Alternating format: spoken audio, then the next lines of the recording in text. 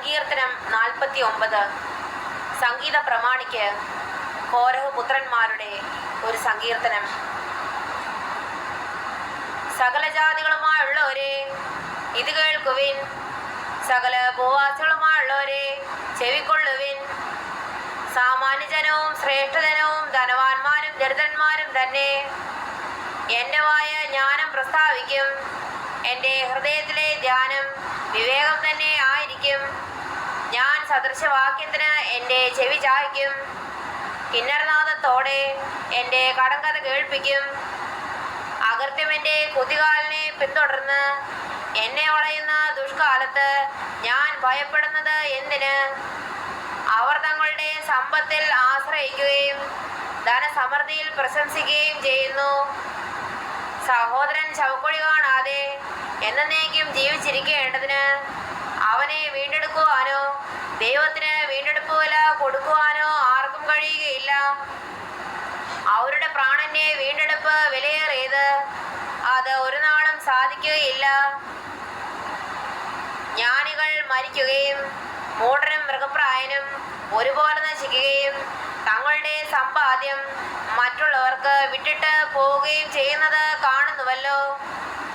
തങ്ങളുടെ ഭവനങ്ങൾ ശാശ്വതമായും തങ്ങളുടെ വാസസ്ഥലങ്ങൾ തലമുറ തലമുറയായും നിൽക്കും എന്നിങ്ങനെയാകുന്നു അവരുടെ അന്തർഗതം.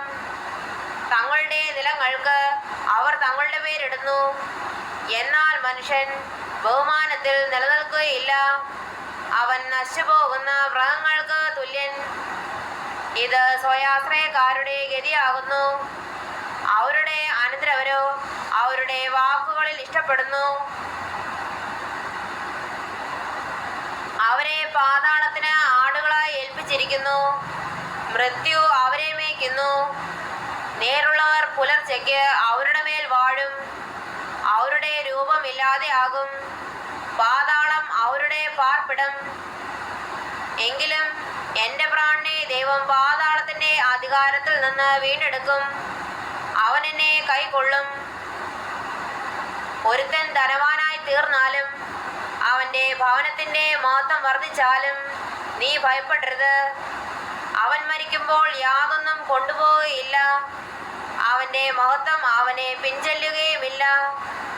അവൻ ജീവനോടിരുന്നപ്പോൾ താൻ ഭാഗ്യവാൻ എന്ന് പറഞ്ഞു. നീ നിനക്ക് തന്നെ നന്മ ചെയ്യുമ്പോൾ മനുഷ്യർ നിന്നെ പുകഴ്ത്തും. അവൻ തൻ്റെ പിതാക്കന്മാരുടെ തലമുറയോട് ചെന്ന് ചേരും. അവർ ഒരു നാളും വെളിച്ചം കാണുകയില്ല.